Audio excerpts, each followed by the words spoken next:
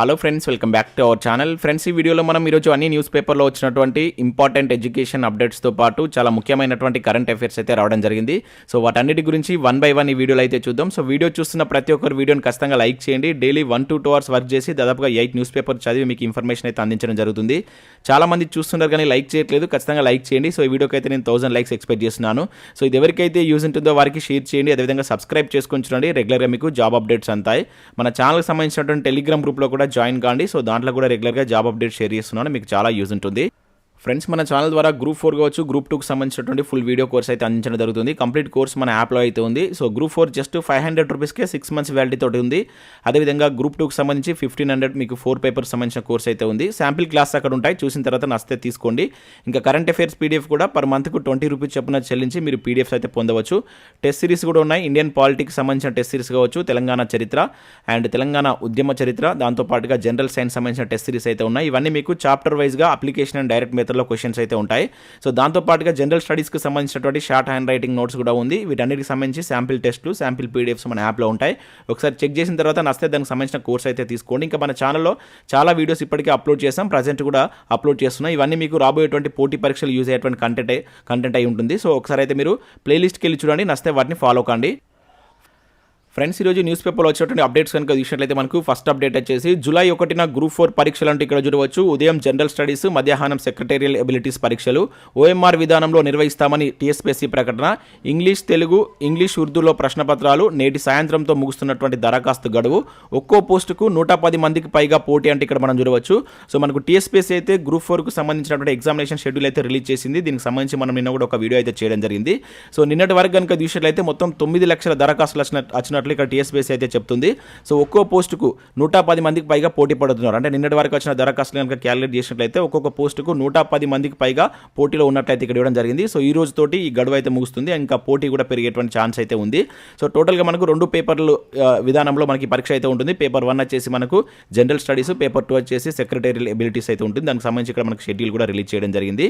So మన channel subscribers only group 4ను target చేసి ప్రిపేర్ అయ్యే వాళ్ళు ఎంతమంది ఉన్నారు అనేది కింద కామెంట్ చేయండి. వీడియోని లైక్ చేసి కింద కామెంట్ చేసేటువంటి ప్రయత్నం చేయండి.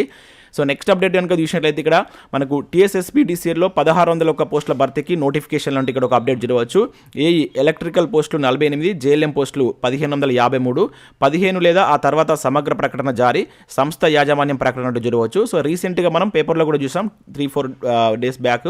సో టీఎస్ఎస్పీడీసీఎల్లో 1600 పోస్టులకు సంబంధించి నోటిఫికేషన్ జారీ చేస్తామని చెప్పేసి ఆ శాఖ మంత్రి అయితే ప్రకటన చేయడం జరిగింది. సో దీనికి సంబంధించి మనకు నిన్నైతే ఒక నోటిఫికేషన్ అయితే రిలీజ్ చేస్తారు. ఇంకా పూర్తి నోటిఫికేషన్ అనేది మనకు 15th తర్వాత వస్తుందని చెప్పేసి చెప్పారు. దీనిలో మనకు చూసినట్లయితే జేఎల్ఎం పోస్టులు వచ్చేసి 1553 ఉన్నాయి. అండ్ అదేవిధంగా ఏఈ ఎలక్ట్రికల్ పోస్టులు వచ్చేసి 48 ఉన్నాయి. సో వీటికి సంబంధించిన అర్హతలు కనుక చూసినట్లయితే మనకి ఇక్కడ ఏఈ పోస్టులకు సంబంధించి ఎలక్ట్రికల్ ఇంజనీరింగ్ లేదా ఎలక్ట్రికల్ అండ్ ఎలక్ట్రానిక్ ఇంజనీరింగ్లో బ్యాచిలర్ డిగ్రీ చేసిన అభ్యర్థులు అయితే అప్లై చేసుకోవచ్చు. అదేవిధంగా ఇక్కడ జేఎల్ఎం పోస్టులకు సంబంధించి 10వ తరగతితో పాటు మనకు ఐటీఐ చేసినట్టు అభ్యర్థులకు ఎలిజిబిలిటీ అయితే ఉంటుంది.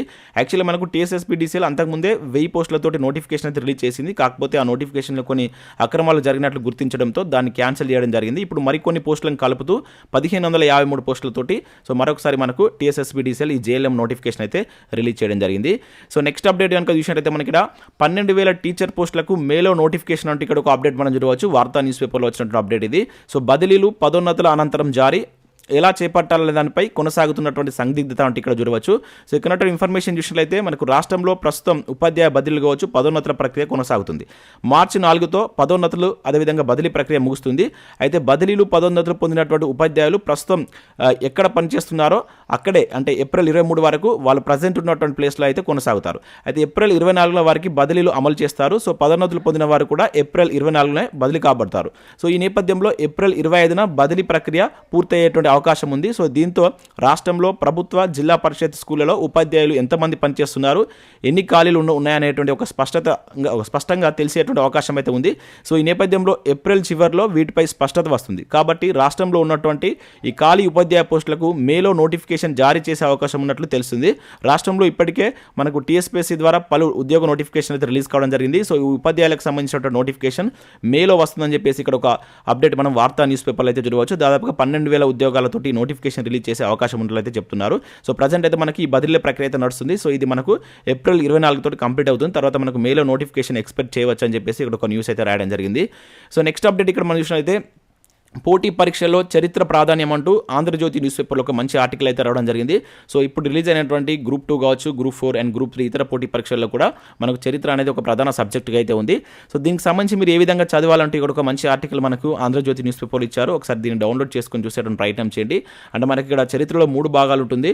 సో మనకి ఏదైతే మధ్యయుగం కావచ్చు, అదేవిధంగా ఆధునిక భారతదేశ చరిత్ర కావచ్చు, అదేవిధంగా దానికంటే ముందున్నటువంటి ఏన్షియంట్ హిస్టరీ కావచ్చు. సో వీటికి సంబంధించి మీరు ఎటువంటి ప్రాధాన్యత ఇవ్వాలి, ఏ విధంగా చదవాలి అంటూ ఇక్కడ ఒక మంచి ఆర్టికల్ ఇవ్వడం జరిగింది. ఒకసారి దీన్ని చూసేటువంటి ప్రయత్నం చేయండి. సో నెక్స్ట్ అప్డేట్ చూసినట్లయితే మనకి ఇక్కడ కేంద్ర ప్రభుత్వంలో 9.79 లక్షలకు పైగా పోస్టులు ఖాళీ అంటూ ఇక్కడ ఒక అప్డేట్ మనం చూడవచ్చు. కేంద్ర మంత్రి జితేంద్ర సింగ్ అని చెప్పేసి ఇచ్చారు. సో మనకు కేంద్ర మంత్రిత్వ శాఖలు డిపార్ట్మెంట్లో దాదాపుగా 9,79,327 పోస్టులు ఖాళీగా ఉన్నాయని చెప్పేసి కేంద్ర మంత్రి జితేంద్ర సింగ్ తెలిపారు. సో రాజ్యసభలో ఒక ప్రశ్నకు కేంద్ర మంత్రి లిఖితపూర్వక సమాధానం అయితే ఇవ్వడం జరిగింది. 2021 మార్చి 1 నాటికి 78 మంత్రిత్వ శాఖలు అదేవిధంగా డిపార్ట్మెంట్లో సో ఈ 9,79,000 ఖాళీలు ఉన్నట్లయితే పేర్కొన్నారు.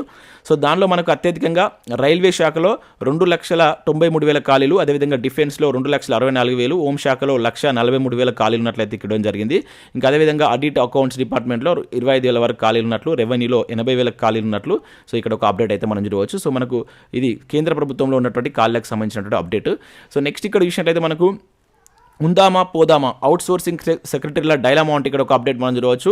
సో ఇక్కడ బైక్ పెట్రోల్కే సగం జీతం, సో రెగ్యులర్ చేసే ఛాన్స్ లేదు, సర్కారీ కోళ్ల ప్రిపరేషన్కు దొరకని సమయం, జేపీఎస్ల రెగ్యులరైజేషన్ నేపథ్యంలో ఓపీఎస్ల మతనం అంటే ఇక్కడ మనం ఒక అప్డేట్ చూడవచ్చు. సో అవుట్సోర్సింగ్ పద్ధతిలో ఉద్యోగం చేస్తున్న అవుట్సోర్సింగ్ పంచాయతీ సెక్రటరీలు ఎటు తేల్చుకోలేక ఇబ్బంది పడుతున్నారు. ఉద్యోగం చేస్తున్నామనే తప్ప జీతం చాలా తక్కువగా ఉందని వాపోతున్నారు. సో తమలో ఉన్నటువంటి జేపీఎస్లకు రెగ్యులరైజేషన్ అయిపోయారు. సో తమను ఇంకా ఓపీఎస్లుగానే ఉంచడం జరిగింది. సో ఉందామా వెళ్దామా అనేటువంటి డైలమాలో వాళ్ళు ఉన్నట్లు ఇక్కడ ఇవ్వడం జరిగింది. సో ప్రభుత్వం వీళ్ళకు రోజుకు 500 రూపాయల చొప్పున అయితే అవుట్సోర్సింగ్ ఏజెన్సీ ద్వారా వేతనం అయితే ఇస్తున్నారు. సో ఇది నెలకు చూసుకున్నట్లయితే వీళ్ళ చేతికి ఒక 10,000 వరకే వస్తుంది, చాలా ఖర్చులకి వెళ్ళిపోతుంది. ఈ సమయంలో మనకు గవర్నమెంట్ నుంచి చాలా నోటిఫికేషన్స్ వచ్చాయి. సో వాటికి ప్రిపేర్ అవుదామా లేకుంటే ఉందామా అనేటువంటి డైలమాలో వీళ్ళు ఉన్నట్లు ఇక్కడ మనం ఒక అప్డేట్ అయితే చూడవచ్చు. సో పనికి తగ్గ వేతనం లేదని చెప్పేసి కూడా వాళ్ళు వాపోతున్నట్లు ఒక కథనం మనకి ఇక్కడ వెలుగు న్యూస్ పేపర్లో అయితే రావడం జరిగింది. సో ఇవి మనకు వివిధ న్యూస్ పేపర్లో వచ్చినటువంటి important education updates. Next current affairs చూద్దాం. చాలా ముఖ్యమైనటువంటి కరెంట్ అఫైర్స్ అయితే రావడం జరిగింది. సో స్కిప్ చేయకుండా చూడండి, ఖచ్చితంగా లైక్ చేయండి. ఒకే వీడియోలో మీకు కరెంట్ అఫైర్స్ అదేవిధంగా ఎడ్యుకేషన్ అప్డేట్స్ కలిపి అందించడం జరుగుతుంది. ప్రతి ఒక్కరు లైక్ చేసి మీ మిత్రులకు షేర్ చేయండి. సో ఫస్ట్ కరెంట్ అఫైర్ కనుక చూసినట్లయితే ఇక్కడ మనకు కళా తపస్వి కన్నుమూత అంటే ఇక్కడ ఒక అప్డేట్ మనం చూడవచ్చు. దర్శకుడు కె విశ్వనాథ్ మృతి, శంకరాభరణం విడుదలైన ఫిబ్రవరి 2నే తిరిగిరాని లోకాలకు అని చెప్పేసి ఇక్కడ మనం చూడవచ్చు. సో మనకు కె విశ్వనాథ్ గారు చనిపోతూ వార్తల్లో అయితే నిలవడం జరిగింది. సో ఇక్కడ చూసినట్లయితే ఇతని యొక్క తొలి సినిమా ఆత్మగౌరవం అని చెప్పేసి మనం గుర్తుంచుకోవాల్సి ఉంటుంది. 1952లో ఏఎన్ఆర్ తోటి చేసినటువంటి తొలి సినిమా ఆత్మగౌరవం. సో దానికే నంది అవార్డు అయితే రావడం జరిగింది. తర్వాత చాలా అవార్డ్స్ అయితే ఇతను సాధించడం జరిగింది. సో ఇక్కడ ఎన్నో అవార్డులు అంటూ చూడవచ్చు. ముఖ్యంగా దాదా ఫాల్కే అవార్డు వచ్చేసి 2016లో వచ్చింది, చాలా ఇంపార్టెంట్, ఇది గుర్తుంచుకోవాల్సి ఉంటుంది. అదేవిధంగా పద్మశ్రీ పురస్కారం 1992లో వచ్చింది. అదేవిధంగా రఘుపతి వెంకయ్య నాయుడు అవార్డు వచ్చేసి 1992లో రావడం జరిగింది. ఇంకా అవే కాకుండా నేషనల్ ఫిల్మ్ అవార్డులు కూడా సో ఉత్తమ ఫీచర్ ఫిల్మ్ స్వాతి ముత్యంకు సంబంధించి 1887 చాలా మంచి ఫిల్మ్స్ అయితే తీయడం జరిగింది. ఇవన్నీ మనం గుర్తుంచుకోవాల్సి ఉంటుంది. ఒకవేళ మనకు ఎగ్జామినేషన్లో అడిగినప్పుడు వీటన్నిటిని మనకు ఒక అప్లికేషన్ టైప్లో అడిగినప్పుడు వీటిని యాడ్ చేసేటువంటి ఛాన్స్ ఉంటుంది. సో ఇక్కడ మనకు నెక్స్ట్ సూత్రధారులకు సంబంధించినటువంటి ఉత్తమ ఫీచర్ ఫిల్మ్ కావచ్చు, ఉత్తమ ఫీచర్ ఫిల్మ్ స్వరాభిషేకం సంబంధించి 2005లో కూడా అవార్డు రావడం జరిగింది. ఇంకా నంది అవార్డులు కూడా చాలా ఫిల్మ్స్కి ఇక్కడ వచ్చినట్లయితే మనం గుర్తుంచుకోవాల్సి అయితే ఉంటుంది. వీటిని ఒక స్క్రీన్ షాట్ తీసుకొని చూసేటువంటి ప్రయత్నం చేయండి. అంతర్జాతీయ స్థాయిలో కూడా ఇతనికి చాలా గుర్తింపు అయితే ఉండడం జరిగింది. సో నిన్న ఫిబ్రవరి 2న శంకరాభరణం రిలీజ్ అయినటువంటి డేనే ఇతను చనిపోవడం జరిగింది. సో అది గుర్తుంచుకోండి. సో నెక్స్ట్ అప్డేట్ కనుక చూసినట్లయితే 1000 ఏళ్ల నాటి కుంతునాథ్ విగ్రహం లభ్యమంటూ ఒక ఇంపార్టెంట్ కరెంట్ అఫైర్ ఇక్కడ చూడవచ్చు. ఇక్కడ చూసినట్లయితే మనకు 1000 ఏళ్ల క్రితం నాటి జైనుల ఆరాధ్య దైవం కుంతునాథ్ రాతి విగ్రహం ఒకటి మహారాష్ట్రలోని హింగోలి జిల్లాలో బయటపడింది. సో జైన మతం ప్రకారం 24 జైన తీర్థంకురులో ఈ కుంతునాథ్ 17వ తీర్థంకురుడిగా చెప్తారు. సో ఇక్కడ చూసినట్లయితే ఔంత నాగనాథ్ పట్టణంలోని ఓ జైన ఆలయం పరిసర ప్రాంతాల్లో పనులు చేస్తుండగా సో ఈ విగ్రహాన్ని గుర్తించినట్లు ఇక్కడ చెప్తున్నారు. చాలా ఇంపార్టెంట్ ఇది.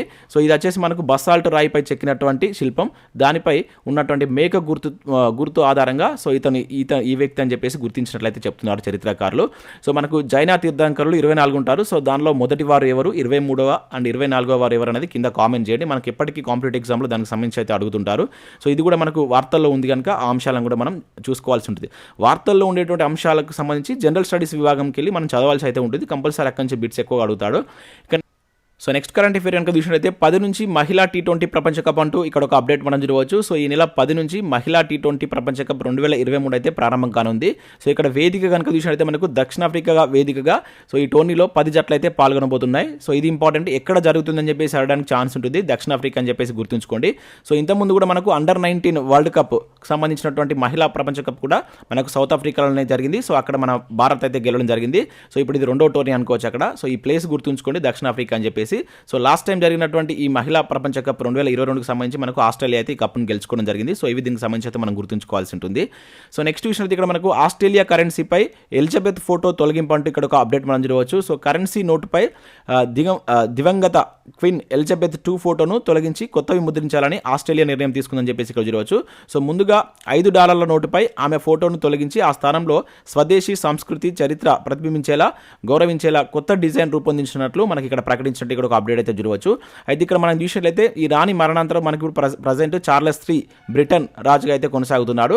సో ఇతను ఆస్ట్రేలియా కావచ్చు, న్యూజిలాండ్ సహా 12 కామన్వెల్త్ దేశాలకైతే అధిపతిగా ఉంటారు. సో ఈ నేపథ్యంలో ఆ ఫోటో అనేది వాళ్ళు అక్కడ ముద్రించడం జరుగుతుంది. కాకపోతే సో ఇప్పుడు ఈ ఎలిజబెత్ ఫోటోను తొలగిస్తున్నట్లు ఇక్కడ ఆస్ట్రేలియా అయితే ప్రకటించింది. సో దీన్ని మనం గుర్తుంచుకోవాల్సి అయితే ఉంటుంది.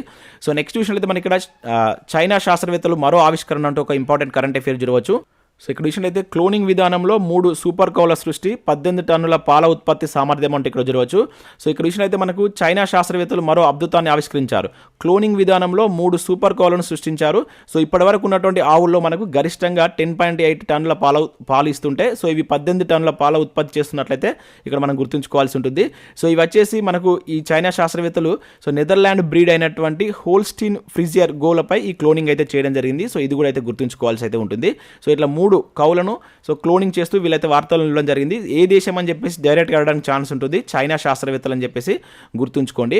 సో నెక్స్ట్ విషయం అయితే మనకి ఇక్కడ భారత హజ్ కోటా 1.7 lakhs అని చెప్పేసి ఇక్కడ చూడవచ్చు. లోక్సభలో కేంద్ర మంత్రి స్మృతి ఇరానీ సో PM కుసుమ్ పథకం 2026 వరకు, 2019 నుంచి ప్రధాని విదేశీ టూర్లు 21. సో ఇక్కడ మనం గుర్తుంచుకోవాల్సిందంటే ఈ 2 పాయింట్స్ని గుర్తుంచుకోవాల్సి ఉంటుంది. PM కుసుమ్ పథకాన్ని 2026కి అయితే పొడిగించడం జరిగింది. సో డైరెక్ట్గా అడుగుతారు. సో రీసెంట్గా కేంద్ర ప్రభుత్వం PM కుసుమ్ పథకాన్ని ఎప్పటి వరకు పొడిగించిందని చెప్పేసి అడగడానికి ఛాన్స్ ఉంటుంది, 2026 అని గుర్తుంచుకోండి.